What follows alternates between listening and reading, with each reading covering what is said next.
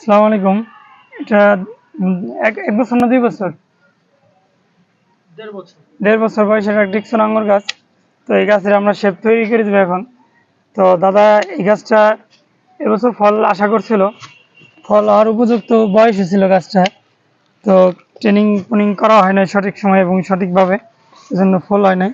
তো আঙ্গুর গাছ যারা ছাদে লাগাবেন এবং মাটিতে লাগাবেন, সবসময় চেষ্টা করবেন এরকম একটা স্ট্রেট খরচি দিয়ে এবং গাছটাকে সোজাভাবে বেঁধে দেওয়া।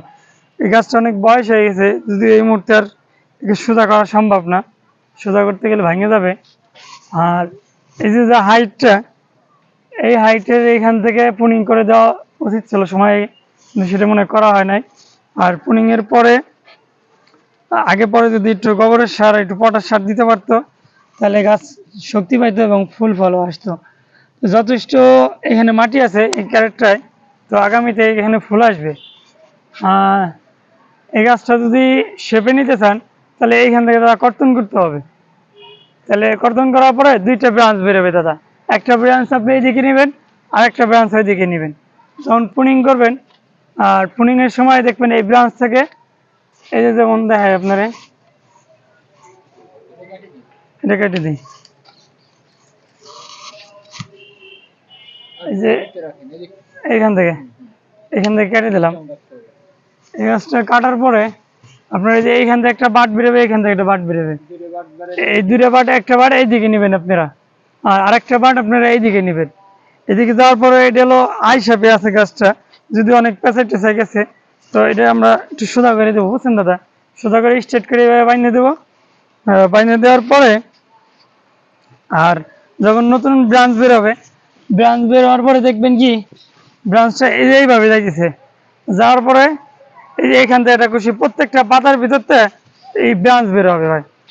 তখন আপনাকে কি করতে হবে, এই একটা ভেঙে দিয়ে, একটা ভেঙে দিয়ে 4টা পাতা পর পর একটা ব্রাঞ্চ রাখবেন, বুঝছেন দাদা? এই যে এটা ভেঙে দিলেন, এটা ভেঙে দিলেন, আবার এই যেটা রাখলেন, আবার এটা ভেঙে দিলেন, এটা ভেঙে দিলেন, আবার এই যেটা রাখলেন।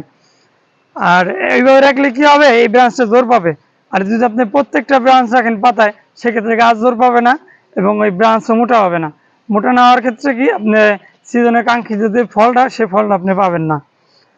আর যখন এই ডালটা অনেক মোটা হয়ে যাবে এই ডালের মতো, তখন আমরা এখান থেকে এক ব্রাঞ্চ, 2 ব্রাঞ্চ, 2 ব্রাঞ্চটাকে এই যে এইভাবে পুনিং করে দেবো সিজনে দাদা। এগুলো জানুয়ারি মাসের 15 তারিখে মাঝামাঝিতে যখন দেখবো আমার গাছের পাতাও সব পুড়ে গেছে, তখন আমি বুঝবো ওর জড়মিন্সি শেষ হয়ে গেছে। এখন ওর উপযুক্ত সময় ওর করার, আপনার পুনিং করার। পুনিং করবো, ডালটা যখন এই যে মোটা হয়ে যাবে, মোটা হয়ে যাওয়ার পরে আমরা 2 চোখ রাখতে পারি। প্রথম বছরের গাছ আমরা 1 চোখ রাখছি বাগানে, যে ছাদ বাগান আমরা 2 চোখ রাখবো।